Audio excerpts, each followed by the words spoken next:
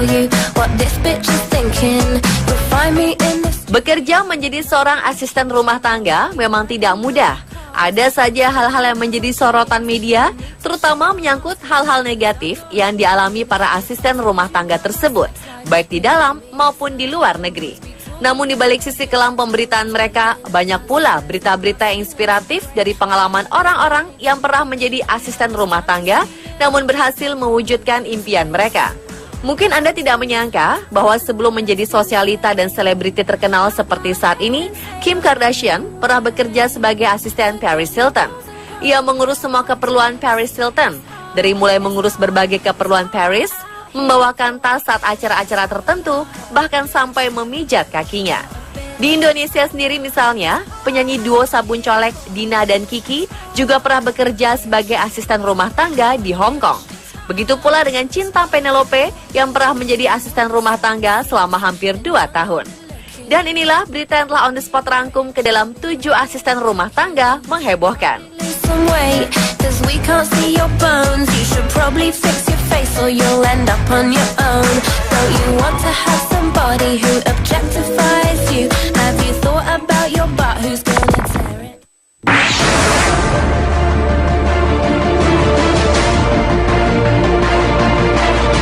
Seorang asisten rumah tangga asal Indonesia terkejut ketika disuruh membayar tagihan $816 Singapura atau setara 7,8 juta rupiah oleh salah satu salon kecantikan di Singapura untuk layanan sulam alis yang ia pikir biayanya hanya $40 Singapura atau setara 386.000 rupiah. Jumlah tersebut lebih dari gaji bulanannya yang hanya $500 Singapura atau setara 4,8 juta rupiah. Wanita berusia 30 tahun bernama Yati itu akhirnya meminta bantuan majikannya untuk melunasi tagihan tersebut. Awalnya, Yati hanya berjalan-jalan sambil menikmati hari liburnya. Lalu ia tergoda dengan promosi salon tentang sulam alis. Padahal 6 bulan lalu, ia telah menyulam alisnya di salon lain. Namun saat melihat promo itu, ia pun ingin melakukannya lagi. Yati pun mengatakan terapis di salon itu menyarankannya mencoba sulam alis gaya Korea yang bisa bertahan selama 3 tahun serta tambahan 50% diskon selama perawatan. Yati pun setuju untuk mencobanya. Terapis kemudian menyarankan Yati membeli beberapa produk perawatan kulit lain karena salon tidak akan bertanggung jawab jika Yati menderita infeksi setelah melakukan sulam. Lagi-lagi Yati setuju. Setelah sulam alis selesai, Yati terkejut ketika diberikan kwitansi tagihan sebesar $816 Singapura. Dengan hanya sekitar $100 saja di dompet, Yati pun tidak memiliki pilihan selain memanggil majikannya untuk meminta bantuan.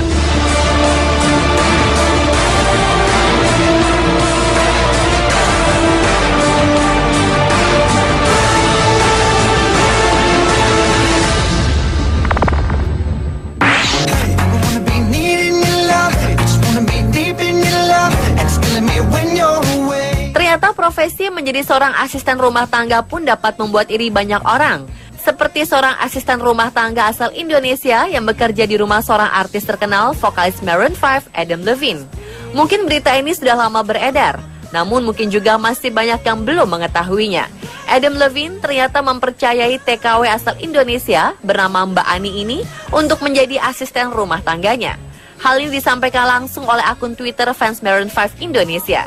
Kabar Ani yang bekerja di rumah Adam dilansir oleh akun Twitter @Maroon5Indo. Akun tersebut menuliskan, namanya Mbak Ani, pekerjaan domestic worker Adam Levine, orang Indonesia asli. Dan sebuah foto Adam Levine bersama seorang wanita yang nampak memiliki wajah orang Asia pun menggegerkan pengguna sosial media di Indonesia. Dalam foto yang beredar, tampak Adam Levine merangkul wanita bernama Ani tersebut dengan latar belakang dapur. Keduanya sama-sama mengenakan kemeja kotak-kotak dan tersenyum sumringah. Foto tersebut pun sontak membuat para fans Maroon 5, terutama para wanita, heboh dibuatnya. Bahkan banyak di antara mereka yang iri terhadap Ani dan rela menggantikannya menjadi asisten rumah tangga di rumah Adam.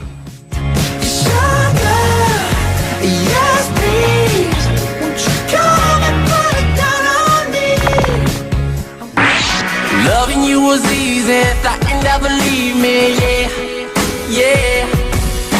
Darwati ialah seorang wanita yang berprofesi sebagai asisten rumah tangga di Kabupaten Grobogan.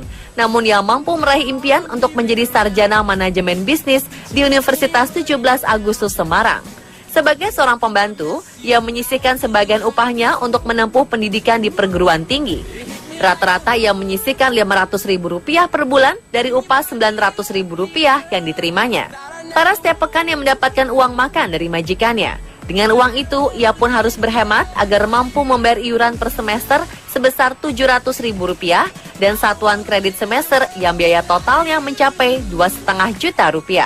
Tak mudah bagi yang menempuh pendidikan di perguruan tinggi sambil bekerja. Namun Darwati yang anak petani kecil asal Kampung Bulungan, Kecamatan Todan, Kabupaten Blora itu harus meluangkan waktu sepekan 3 kali dan mengerjakan tugas kuliah sambil menuntaskan tugas rumah tangga.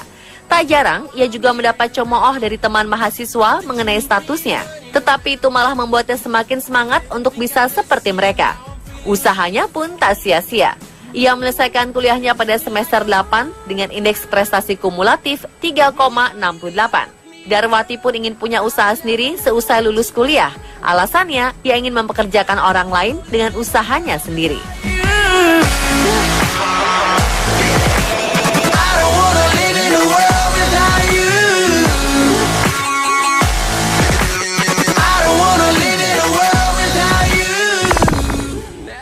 I'm friends with the monster that's under my bed. Get along with the voices. Miss Yatun dipilih oleh Dewan Juri dalam suatu ajang festival film pendek berkat karya film pendeknya berjudul Lawuh Bolet. Filmnya itu sebelumnya sudah memenangi sejumlah penghargaan dalam ajang festival regional dan nasional. Miss Yatun adalah seorang warga Purbalingga, Jawa Tengah yang dulunya pernah menjadi asisten rumah tangga karena ketidakadaan biaya untuk meneruskan sekolah walau hanya sampai jenjang sekolah menengah pertama. Di umur 11 tahun, Miss Yatun telah berangkat ke Jakarta untuk bekerja menjadi asisten rumah tangga dan berpindah-pindah majikan. Ia mengaku paling lama selama 7 bulan berada di rumah majikan-majikannya. Hingga pada suatu ketika ia bekerja pada seorang ibu yang baik hati warga kota Bandung yang terenyuh melihat kegigihan Miss Yatun ketika bicara kepadanya. Ia mengaku padanya bahwa ia menjadi pembantu karena ingin melanjutkan sekolah setinggi-tingginya. Ucapannya itu mendapat respon yang baik dengan aturan yang baik pula. Maka prosesnya pun berlanjut dan Miss Yatun pulang dengan dibiayai oleh ibu majikannya yang mengerti dan mulai membiayai sekolah Miss Yatun tersebut hingga tamat di sebuah SMA di daerahnya di Jawa Tengah. Miss Yatun memang gagal menjadi asisten rumah tangga, namun ia hampir tamat menjadi seorang sutradara.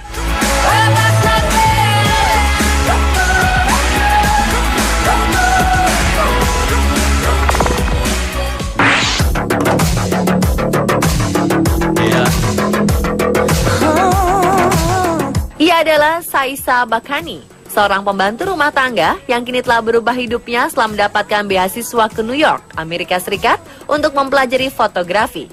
Bakani adalah seorang asisten rumah tangga yang berasal dari keluarga miskin di Filipina Utara. Ia pun datang ke Hong Kong untuk menjadi asisten rumah tangga di usia 19 tahun. Selama di Hong Kong, ia pun tertarik menjadi seorang fotografer. Saat bekerja, kadangkala ia memotret rekan-rekannya yang mengalami kekerasan. Perempuan yang kini berusia 28 tahun itu pun akhirnya memilih untuk menjadi fotografer jalanan yang khusus mengambil gambar para asisten rumah tangga di Hong Kong dengan ciri khas foto hitam putih. Hati Bakani seakan teriris kala ia mengunjungi rumah penampungan imigran Bethune yang mayoritas dihuni oleh para PRT yang disiksa majikannya. Kala itu ia merasa memiliki hak untuk membicarakan nasib rekan-rekannya. Kini hidup Bakani pun berubah saat mendapat beasiswa dari Yayasan Magnum untuk melanjutkan studi di New York dan Missouri untuk mempelajari fotografi dan bagaimana cara mengungkapkan makna dari setiap foto yang ia ambil.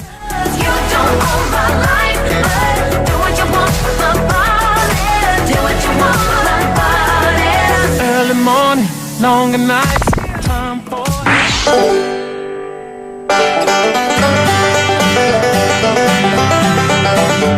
Ketekunan dan kesabaran Sulastri berbuah manis. Asisten rumah tangga yang bekerja di Singapura itu mendapatkan warisan senilai $1 juta Singapura atau sekitar 9,5 miliar rupiah dari majikannya Ko Guat Nyo. Sulastri yang berasal dari Surabaya itu telah bekerja selama 13 tahun untuk majikannya, serta ia pun dikenal ramah kepada para penghuni apartemen lain.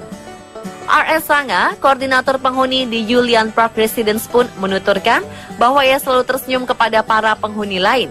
Sulastri sebenarnya sudah ingin pensiun dan kembali ke Indonesia, namun melihat majikannya yang berusia 92 tahun itu hidup sebatang kara, ia pun tak tega. Di apartemennya, Ko hanya tinggal bersama seekor kucing dan juga Sulastri. Perempuan berusia 30 tahun ini sangat telaten merawat majikannya. Ia mengurus semuanya, mulai dari berbelanja, mengantarkan majikannya ke rumah sakit, sampai mengantar majikannya untuk potong rambut ke salon. Ko luluh melihat ketekunan Sulastri. Ia kemudian mewariskan sepertiga hartanya kepada Sulastri. Sisanya disumbangkan kepada salah satu rumah sakit, tukang cukur langganan Ko, sebuah yayasan pencinta kucing, dan juga kepada dokter pribadinya serta keponakannya.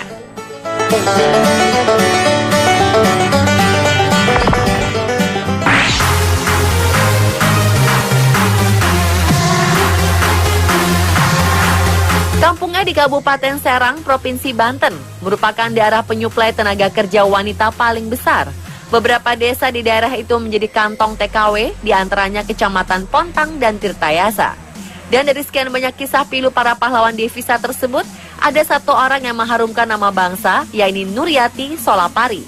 Sudah 5 tahun, Nuryati menjadi dosen ilmu hukum di Universitas Tirtayasa, Serang, Banten. Namun profesinya itu tak didapatnya dengan mudah. Lulus SMA pada 1998, Nuryati ingin melanjutkan kuliah, namun terhalang biaya. Sulung dari 6 bersaudara ini pun memutuskan menjadi TKI di Arab Saudi sebagai pengasuh anak selama 2 tahun. Cibiran adalah pecut bagi Nuryati. Sepulangnya dari Arab, ia kuliah sambil bekerja di sebuah restoran. Dan kerja kerasnya berbuah manis. Gelar sarjana dengan predikat cum laude pun diraihnya. Belum puas, Nuryati melanjutkan ke jenjang S2 bidang hukum ketenaga kerjaan. Pengalaman sebagai TKI membuatnya mengerti apa yang dihadapi para tenaga kerja di luar negeri. Selain menjadi dosen, Ketua Asosiasi Purna TKI Provinsi Banten ini juga menjadi staf Migrant Institute yang sering memberi pengarahan bagi mantan TKI. Bagi Nuryati, perjuangan belum berakhir. Mahasiswa tingkat doktoral Fakultas Hukum Universitas Padjadjaran ini pun terus menuntut ilmu sebagai bekal menolong para TKI yang memiliki masalah dengan hukum.